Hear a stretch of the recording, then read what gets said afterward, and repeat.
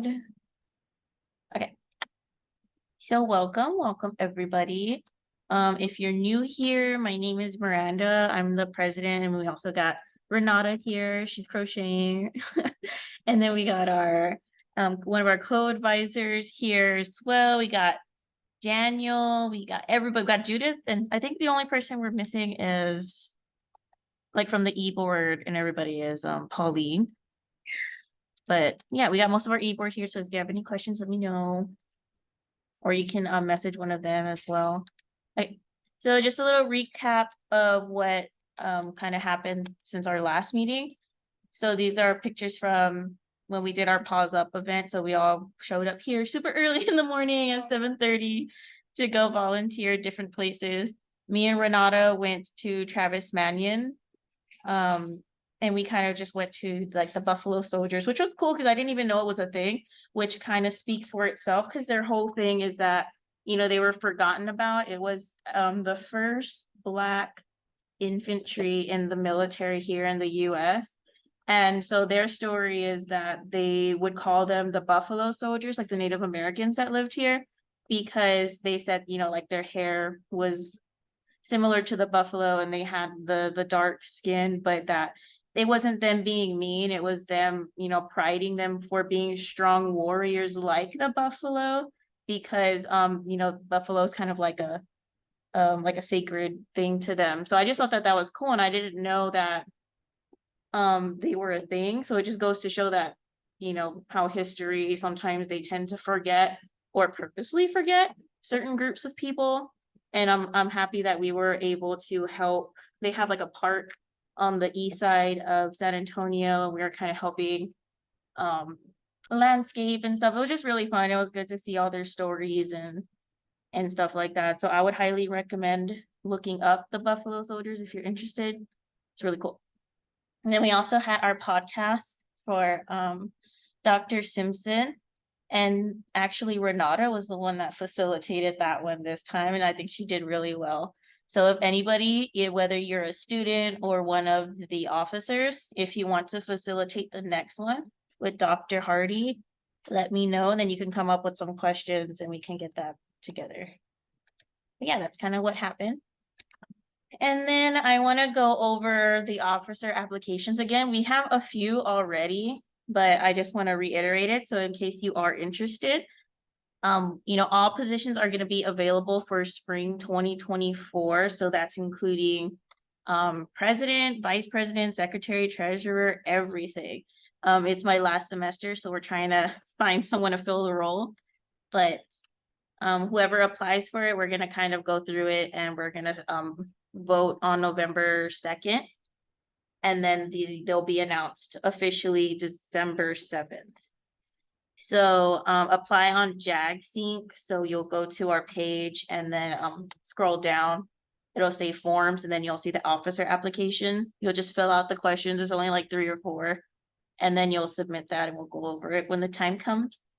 And then we'll announce like the people to vote for.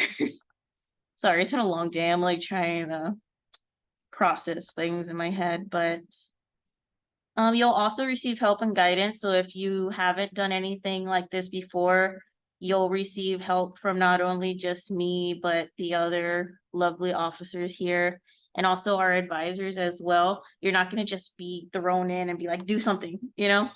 And also, if you apply to be like president or vice president, treasurer, and stuff like that, like the main roles that we need to keep our recognized status as an organization, you don't have to have experience. Like when I became president, I didn't know what I was doing. I still don't know what I'm doing. I just kind of do what I want to do, and go ask questions to multiple offices and, you know, our advisors to see what I can and can't do. So that's kind of what we're rolling with. But if you have experience, that'll be great. But you have to be a sociology major or minor. I know somebody applied and they were not a sociology major or minor, but you have to be on the officers, but you don't have to be a member. So if you have any questions, there's my email. If you want to take a picture of it, or if you already have my email, just shoot me, you know, your questions and I'll get back to you. Okay, and then these are our upcoming events. So I'm pretty sure I have those dates right this time. So last time I had the wrong date for trunk or treat, but I know Judith sent out the right one in email, and this one is the right one. But we canceled our booth at Fall Fest just because me and 2 or 3 of the other officers agreed that it's kind of a lot, especially with everything going on right now. Not even just with classes, but in like everyone's personal lives. So we just decided to cancel our Fall Fest booth. But if you still wanted to attend and see all the other organizations and bring your family, feel free to do so. It's going to be October 13th from 4 to 10. And I will be there, but only because I'm working. But yeah, come say hi if you want. And then, so we are planning a Halloween social. So last meeting, we talked about doing like a spooky movie showing. That kind of didn't fall into place how we wanted it to. So we decided to do a Halloween social. So we're going to get like pumpkins or some kind of craft that we can paint together. Um, the place is to be determined, so we don't know what building or room it's going to be. We are waiting for it to get approved on JagSync, but once we get all that information, we'll get it to you guys. It's going to be kind of just like a chill, calm, de-stressing event that we kind of need for. I think we just need it. It's been a stressful semester so far. Uh-huh. It's my head. If there's painting, I know there's the new room in the library. Is that what it's gonna be? I want to, but I don't know if they are like if you can book that room through student involvement or if you have to book it with them.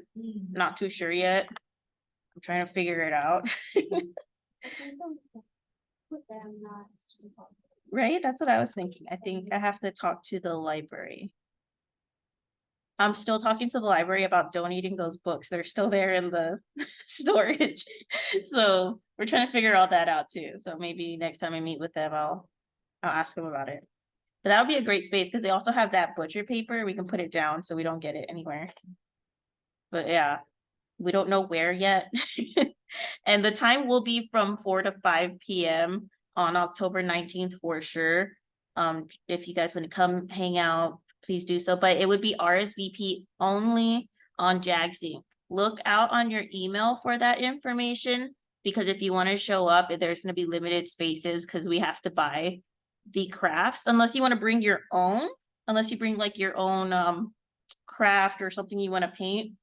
Feel free to show up without RSVPing, but if you want to use our stuff, you need to RSVP so we make sure we have that set space for you.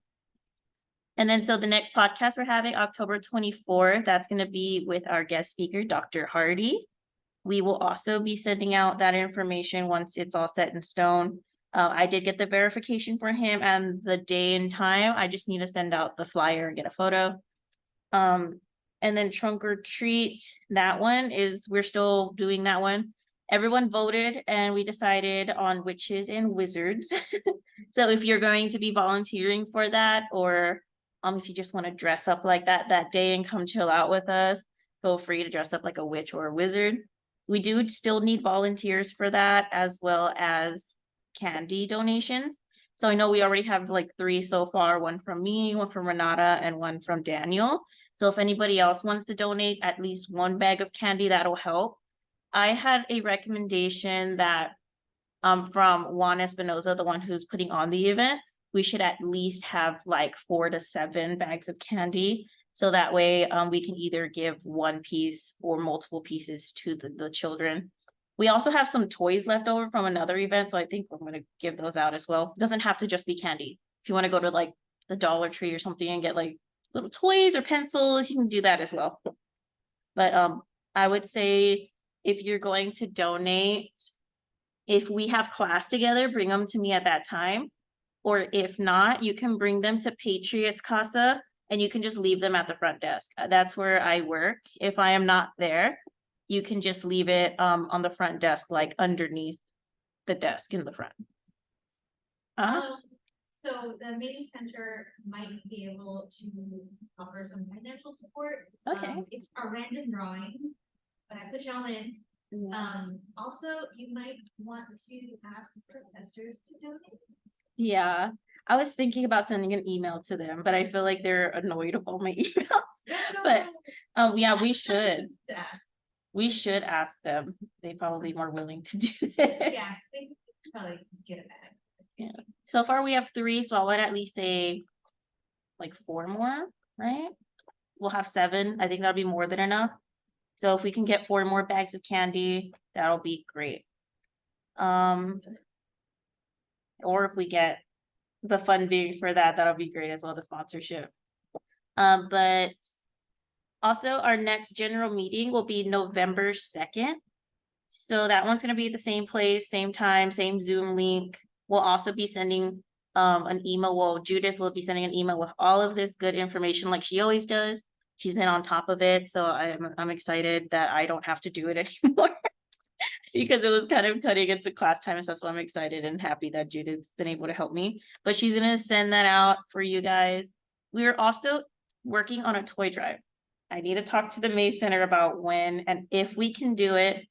But Socorro was working with her parish to get toys donated to St. PJ's. And then also we may or may not be able to go there and help wrap some as well if you guys wanted to.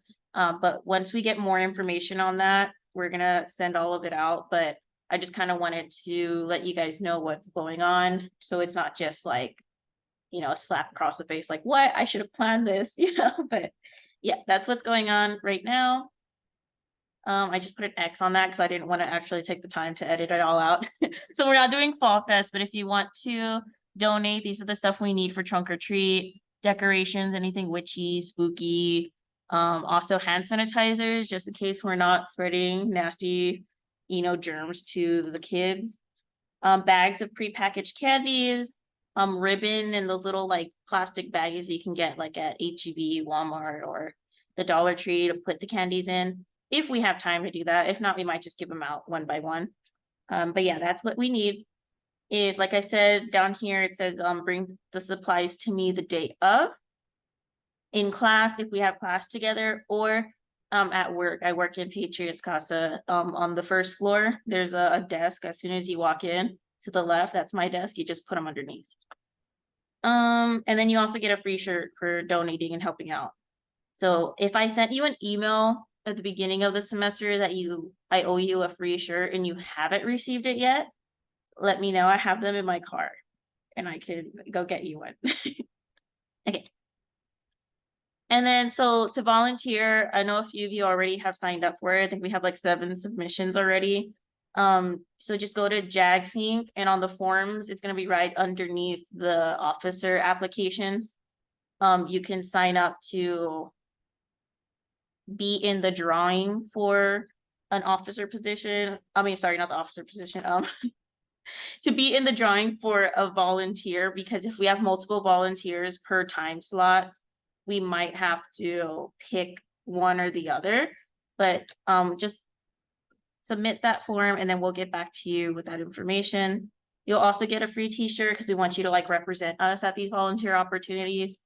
We still have a lot. I think we still have about like 30 or so left. So let me know. Also, if you're volunteering, risk management training is required. We're gonna do that today.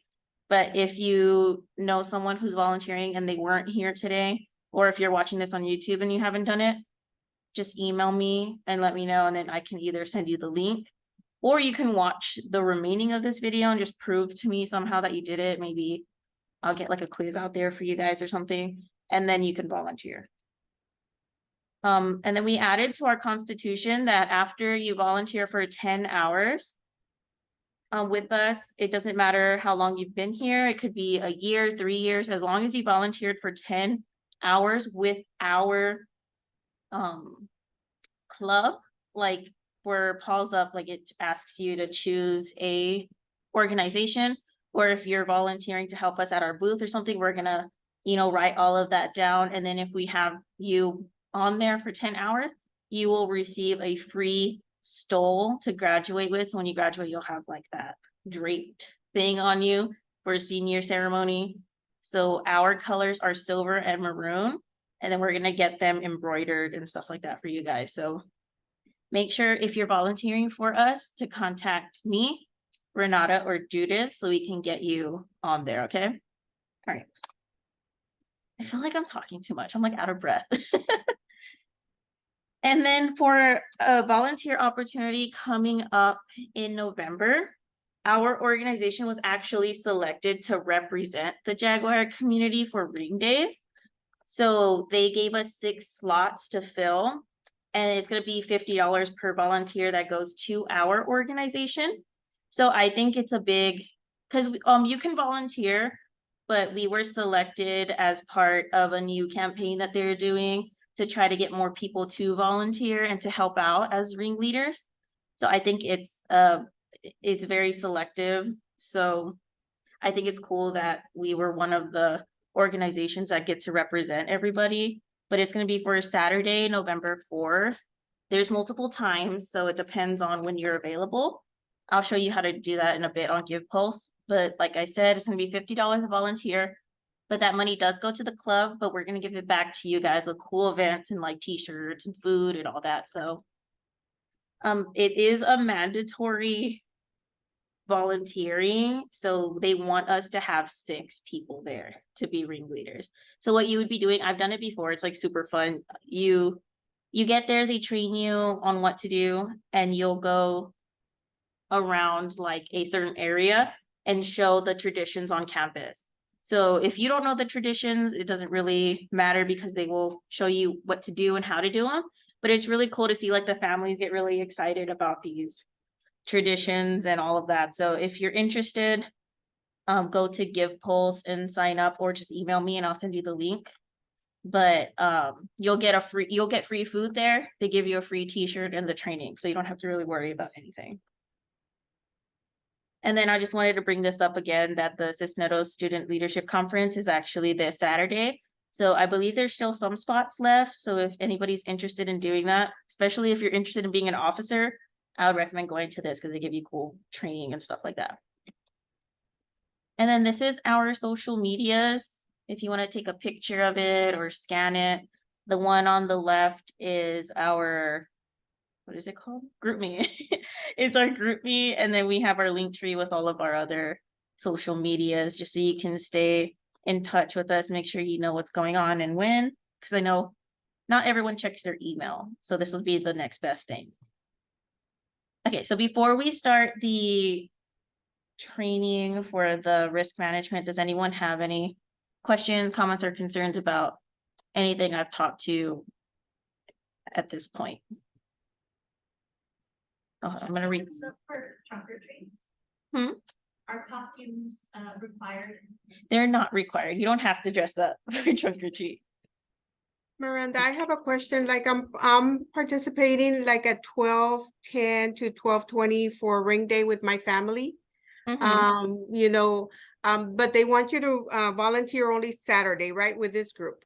Yes, Saturday. 'Cause I'm also gonna be getting my ring on Friday, so I will be there Saturday. Yeah, I have to do it on Saturday, because that's when Okay. my husband will be in. So Okay, well, that's fine. You don't have to. So if anybody can help, I'm also going to send out an email myself asking if anybody wants to participate. And if not, we'll figure it out. Maybe we can partner with another organization to help, fill those gaps. But thanks for letting me know. But I'm reading the chat. Are we supposed to sign up to participate in the ring ceremony? Yes. So let me show you really quick. Oh, yeah. I also need to give y'all the link for attendance.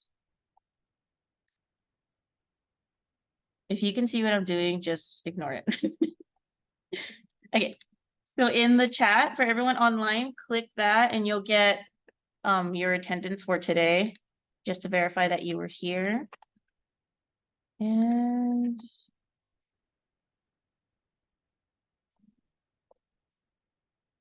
can y'all see like my screen, what I'm doing in like on Give Pulse? yes. Okay, cool.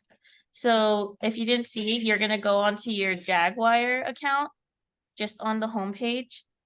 And then you'll scroll down and right here where it says get involved.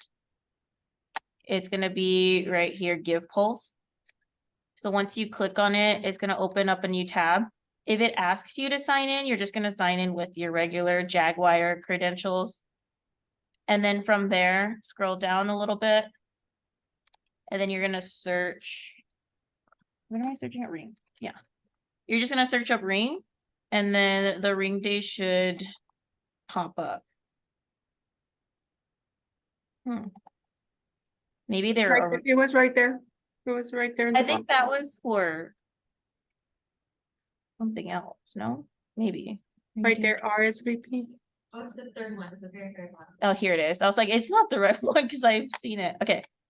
So you'll go here and then you'll scroll down. So it's showing that there's 32 spots remaining. And then it shows like the time registrations. But then down here, it shows you the exact times that you'll be working and what positions are available. So you can work with like the alumni association, the ring check-ins and giving out the rings. You can be a floater, which means whatever they need you to do, you'll do it. Check in, and then that's the seal. So you'll be there making sure that they look good for their photo because they get a professional photo taken. And then there's for the other day here as well, all the positions available. So you'll find what day and what times that you want to do. So let's say like I want to be a floater, right? I'll go to floater, I'll hit register, and then just make sure that it's registered for the date and time you want. You can select multiple on other volunteer opportunities, but don't do that one here because then you'll be double booked. And then you'll hit continue. It's gonna ask you who's registering, make sure it is you. And then here it'll say if you're registering with an organization. For us to get those funds, you need to click here where it says like, is this on behalf of another org? You're gonna hit browse, and then you're gonna look for sociology. And it's gonna be the one that has my name, Miranda Moreno, so sociology club here. And that's gonna make sure that we are tracking your hours with us, and then that we're also tracking the funds will go to our account out at the end. And then you'll just hit continue, and then I'm not an alumni, and then you'll read the waiver, but I've read it 1,000 times. And then you'll hit that if you agree, then you complete, and then you have all of your confirmation stuff. It'll also send an email to your student email, so that's always good. And then you can share with other people if you wanted to, but that's how you do it. So if you have any questions, let me know or email me. Oh, as in the ceremony. Okay, so if you want to do that, contact student engagement. I don't know their number in the top of my head, but you can just Google it and on our Tamusa website and they'll pop up. Okay, so now I'm gonna switch it over. How do I? Okay, can you see the PowerPoint? Yes. Okay, cool. I'm gonna try to go through this as fast as I can. There's 65. Yeah, this is mandatory though. Like we need to go through this with you guys because it's gonna be about, risk management, prevention. If at any point you have to leave, just put in the chat, I have to leave, and then put the time that you left so we can make sure that we know where you left off. But this needs to be completed, and Renata's gonna be keeping track of who is here and who's done it in the future. But yeah, we're gonna get through this together. I'm gonna how do I present? I can't see anything.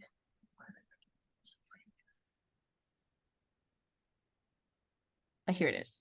Sorry, I use Canva, so I don't really remember how this works. Okay.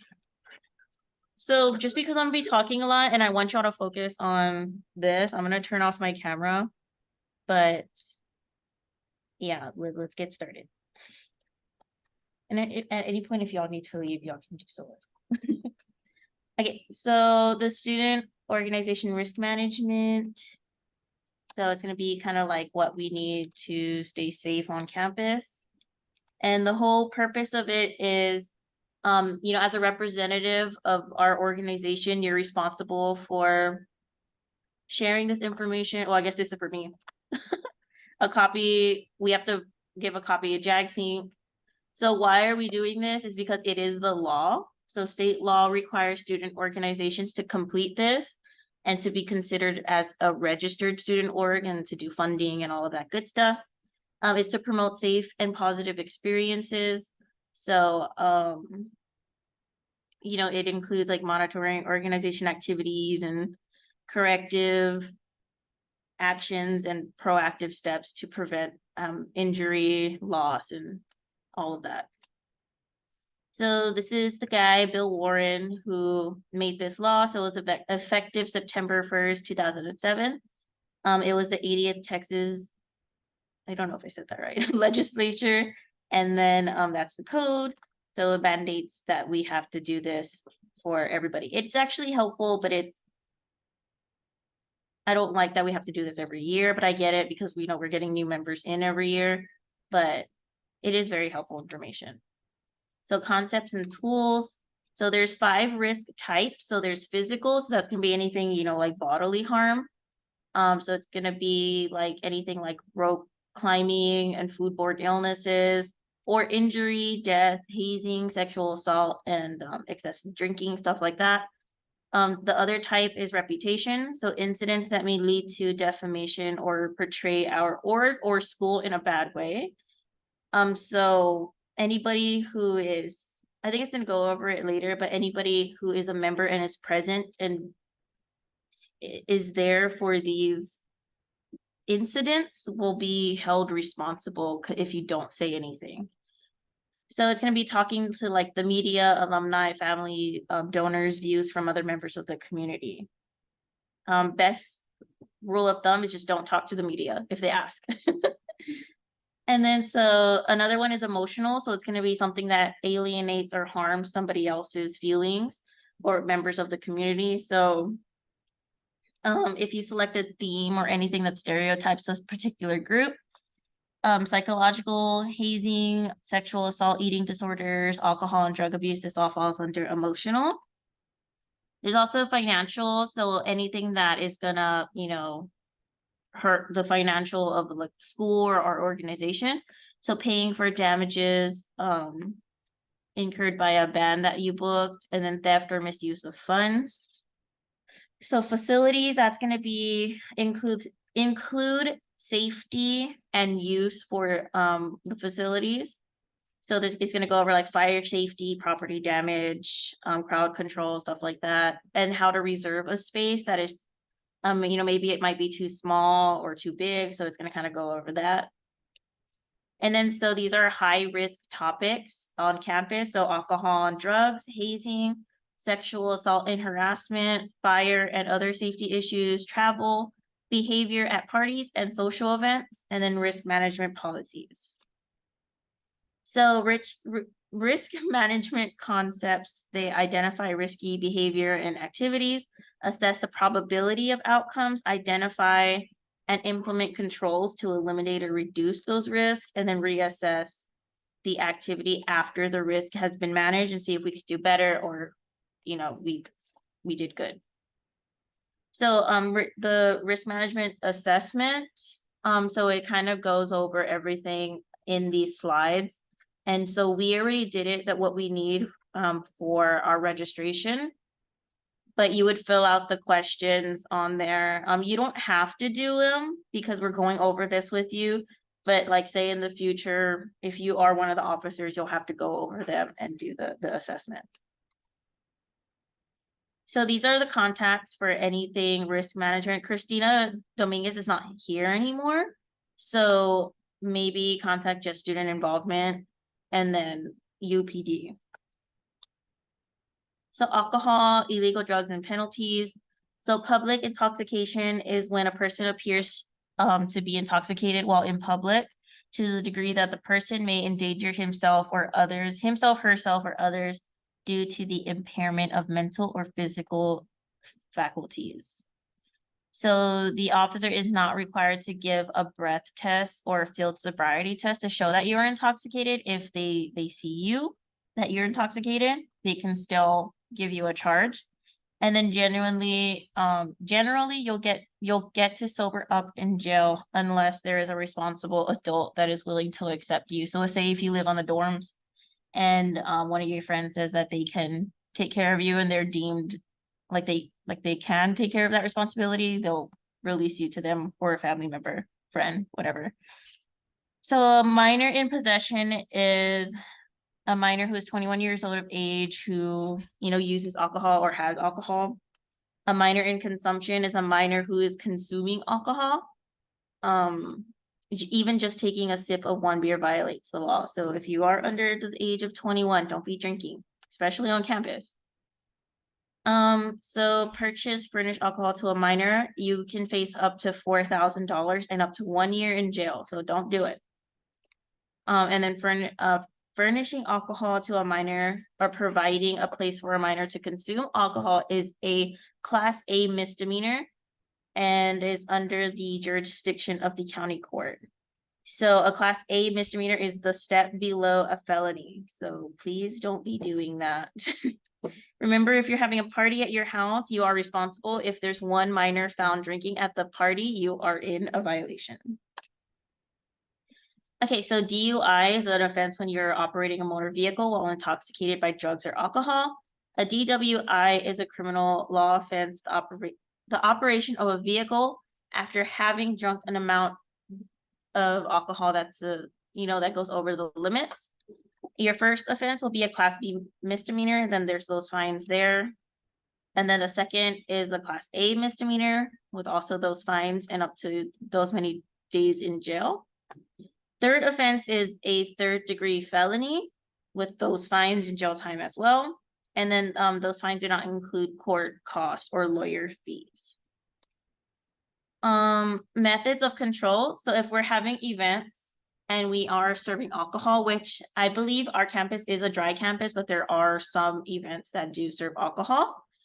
So it's going to be checking IDs at the door, making sure that they're of age, hire professional security to work the door and check IDs, serve non-alcoholic beverages and food, set a starting time and ending time for the party.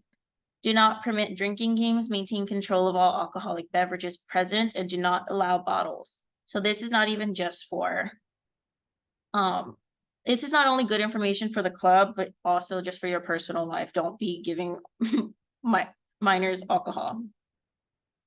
So alcohol poisoning is when you've consumed too much alcohol. And so the symptoms is unresponsive, erratic breathing, clammy, vomiting while unconscious, cold, disoriented, and shallow breathing. So what do? You call 911, you stay calm, and then you take care of them, be by their side. Let someone who is certified in CPR take over, if they're not breathing right, until EMS gets there, and then wait until they get there. I also believe that if you are a minor and you're drinking, the law is if your friend passes out and is subject to alcohol poisoning, if you are the first one to call the police, you will not be in trouble because you called the police, but anybody else will. If you call the police and you stay there to help, if you're under the age and you are drinking yourself, you will not get in trouble if you're there to help out someone else. So don't not call because you're scared of getting in trouble. Oh yeah, here it is. This is what I was talking about. Don't be scared of reporting alcohol poisoning if you're the first one. It only applies to the first person to call. So possession of drugs. So those are the charges that you'll get in a Class B misdemeanor if you have that amount of marijuana. And then also like heroin, cocaine, methamphetamines, methadone, mushrooms, all those fancy words there that I don't want to read. Any dangerous drugs like that have no medicinal value. The possession of those is varied in punishments, and you'll have a felony charge for those. And then there's all the fees there in red and those days of jail. So just don't do drugs. And then, so what should you do? You know the law, we went over it, but if you want to take your own time to go over it yourself, go ahead and do so. So a minor in possession, stop the drinking, take the appropriate actions, deal with them. Illegal drugs, notify authorities for the removal of those drugs, and ensure the person who is under the influence is properly cared for. An impaired attendee at an event or one of your personal parties, do not allow the person to drive. Seek medical assistance as needed and do not leave the person alone. Now we're going to go over hazing. Oop. So the Student Code of Conduct defines hazing as intentional, knowing, or reckless act occurring on or off campus of an educational institution by one person or acting with others directed at a student for the purpose of pledging or being initiated into or affiliating with a membership of an organization. So examples are physical brutality, such as whipping, beating, striking, branding, electronic shocking, placing of harmful substances in the body or similar activity, sleep deprivation, exposure to elements or confinement, consumption of foods, liquids, or alcoholic beverages or drugs, any activity that induces, causes, or requires a student to perform duty or task that involves a violation of the law, or coercing a student to consume a drug or alcoholic beverage or liquor in the amount that would lead to a reasonable person to believe that the student is intoxicated. So hazing does not help you assimilate better into an organization, help you build inner strength, take into account the psychological state of an individual, have boundaries, or follow safeguards that govern actions or activities. They don't have to be illegal or involve ingesting something, and they don't have to represent the only creative alternative to bond activity. So hazing does create a cycle of abuse, create a false sense of power and control, display an absence of constraints or boundaries, humiliate, degrades, and embarrasses. So to prevent that, to help others notice hazing and report it, interpret hazing as a problem, recognize the responsibility to eliminate it, take action, realize that the most effective way to be educated about hazing is to bring awareness. There's some stuff that they do on campus. If you ever go to those ones by UPD, they hold like anti-hazing prevention stuff. They give out shirts. Last time they had donut haze and they give you a shirt about it, and they had donuts. But analyze organizational events for policy, compliance, and safety. Share with your members consequences of hazing, publicize hazing policies to your membership. Okay, so sexual harassment and sexual assault. So sexual harassment is the unwelcome conduct on the basis of sex, of sexual nature or otherwise by an employee of the university who conditions to provision of an aid, benefit, or service of the university on individuals' participation in the unwelcome sexual conduct determined by a reasonable person to be so severe and pervasive and objectively offensive. That's a lot of stuff to read. Basically, it's sexual harassment is any unwelcomed sexual or sexual based comments or actions, or if they're asking you to do something sexual, that's sexual harassment. And then sexual assault is rape, fondling, incest, or statutory rape as used in the FBI's system. Sex offense is any sexual act directed against another person without the consent of the victim, including instances in which the victim is incapable of giving consent. So if you're going to be engaging in sexual activity, there must be a clear and voluntary consent prior and during sexual activity. Consent is defined as clear, voluntary, and ongoing agreement in exchange of sexual acts. Persons need not verbalize their consent to engage in a sexual act for there to be permission to engage. Permission to engage in sexual act may be indicated through physical actions rather than words. Consent may be revoked by a party at any time. A person is mentally or physically incapacitated when that person is not capable of making rational decisions about sexual activity and recognizing the consequences of their decision. So if anybody's incapacitated and you have sexual conduct with them, it will be that is not legal. They have to be, they can't be drunk, asleep, or anything like that. A person, yeah, there it is. A person who's asleep, mentally or physically incapable, they cannot consent. So know your resources, stay alert when you're on campus or even just when you're out on your own. Make sure you know your surroundings. Be careful about positioning of your location. Make others earn your trust. The college environment sometimes may foster a false sense of security, but you might make fast friends and get to know a lot of people, but don't just give them your trust, make them earn it. Think about a plan B. So backup plans for potentially sticky situations. Make sure you have a way out, who you're gonna call, or a way out of a situation, or if you have extra money to get out of somewhere where you need to be, make sure you have all of that. And then be secure, lock your door and windows when you're asleep, and when you leave a room, and if people constantly prop open the main door of the dorm or apartment, tell security. Just a quick update, the Safe Zone app is available, so that's like a personal emergency button for when you're on campus. And they also just added a green button that is a well-being button, so it's like non-emergency, but still can connect people to resources. On campus, off campus, for staff and students. It's a really neat. It's in the Safe Zone app, yeah. Okay. So they just added it. It's going to be rolled out and advertised a lot more in upcoming weeks. But PSA. Yeah, make sure you download the Safe Zone app so you can have that on campus. So did I skip all of this?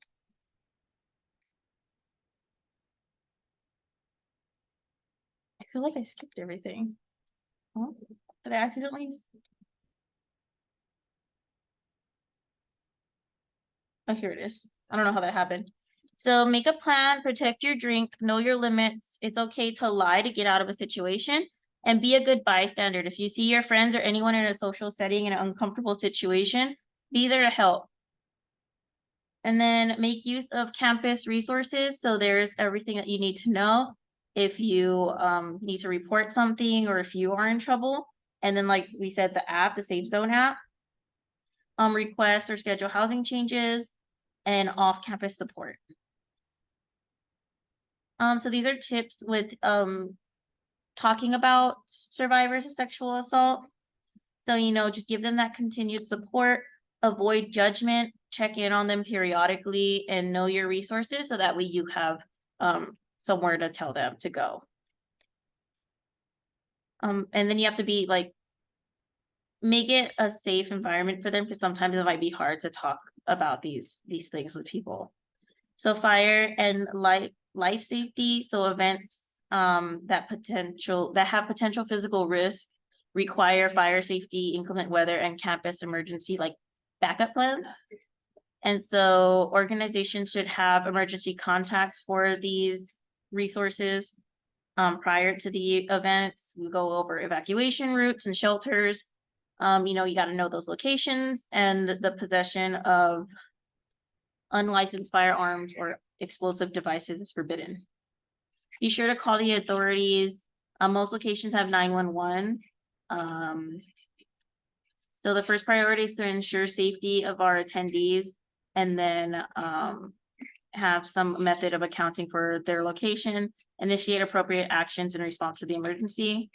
So for fire safety, evacuate the building, do not allow anyone to re-enter. And then those are the ways that usually college fires start. So keep those in mind.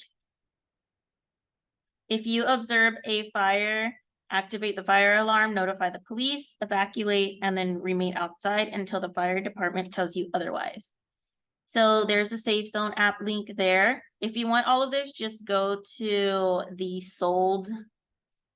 Or actually, maybe I'll send out these to you guys so you can have this, because I don't think you'll have access to sold. I'll send out these slides to you if you need that, but you can just download the Safe Zone app. There's the services on our website and then the JAG alert.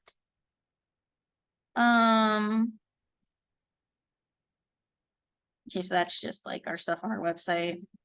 So for traveling, so they're supportive of having us go on and off campus, but there is a process to it.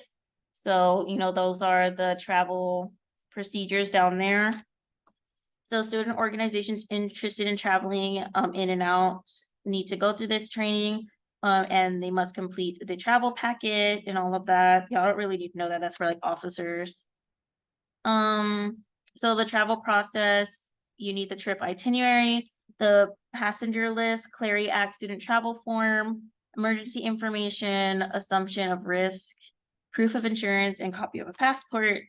And then that's where you can find all of the travel forms that they talked about. So rental vehicles, the student traveling using rental vehicles must comply with the university's rules. Same thing with the vans, you know, there's only a capacity of 10 passengers, may carry no more than 10. Nothing should be on top.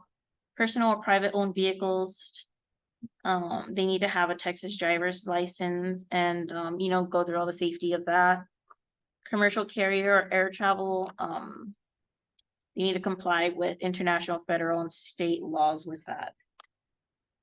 So these are some driver safety guidelines. So you need to have all the laws and regulations. Never drive while impaired or under the influence of drug and alcohol. Wear a seatbelt, and I'll make sure people in your car are wearing seatbelts. And then you need to have your valid driver's license. So if we want to do anything with travel for the club, we need to have a designated advisor, staff members, or faculty accompany the student group. And then the crime statistics report form for student travel. So these are all the things to think about, you know, like alternative methods of transportation, prepare for emergencies, you know, avoid unsafe transportation, make sure you can make accommodations for everyone, plan to take 15-minute breaks every 2 hours, and then assign someone to perform certain tasks, length of the trip and number of drivers. Does your location provide easy access, emergency vehicle access, and then stranded during bad weather? You need to have plans for that. Okay, so behaviors at parties and social events. So can our organization be held responsible for an individual's behavior? Yes, it can depend on the number of members attending, but we assume responsibility if the activity is related to our organization. So acts of individual members are directly related to a student's organization activities. Member is violating local, state, or federal laws of the university or university regulations, and the members present failed to discourage activity. So at any of these events, if you see someone doing something wrong, make sure you discourage it so we are not held responsible. And then remember, in addition to the groups being held responsible, members, officers, and even advisors may be held individually responsible for an individual member's actions. Communicate organizational and university expectations before there's problems, know the law, and use good judgment. So reporting, all student organization advisors are considered campus security authority. So they are mandated reporters. So if you tell them anything about alcohol, drugs abuse, weapons, sexual assault, robbery, burglary, or murder, they are mandated reporters. I'm a certified student mentor. So if you don't tell me that you're doing any of these things, if you are, because then I have to report it. But don't be doing those things in general. Okay, so individuals with disabilities, under state law, the A&M system policy, no individual should be excluded from participation in activities. So make sure that when we are planning activities, that it is inclusive of everyone. This includes extracurricular programs and club sports and activities. person with a disability is someone who has physical or mental impairment that substantially limit one or more major life activities. And they have a record of that. If you have any questions or concerns about making those accommodations for individuals, we contact the Section 504 ADA coordinator. And then these are just like the more information on all of that. So the next steps for us, we're gonna go over this. This is mainly for us officers, what we need to do after we went over all of this with you guys. And then we have to make sure that we got the attendance. So I'm gonna put it in the chat again. Oh, that's the wrong one. I gotta. Okay. So I'm putting it in the chat again. Please click that link that I just sent. It's gonna take you to JagSync, and then it on the bottom, it'll say that your attendance has been recorded at the bottom of the page. So please click that so you didn't go through all of this for nothing, basically. And then we already went through all of that. So yeah, that's it. We went through 64 slides of this. And we did it on good time. So does anybody have any questions about this presentation? No. Nope. Okay, make sure you click that attendance link, and if you need to go, feel free to do so. Or if you have any questions for me about anything, I'm gonna stop recording right now, so you feel more comfortable asking those.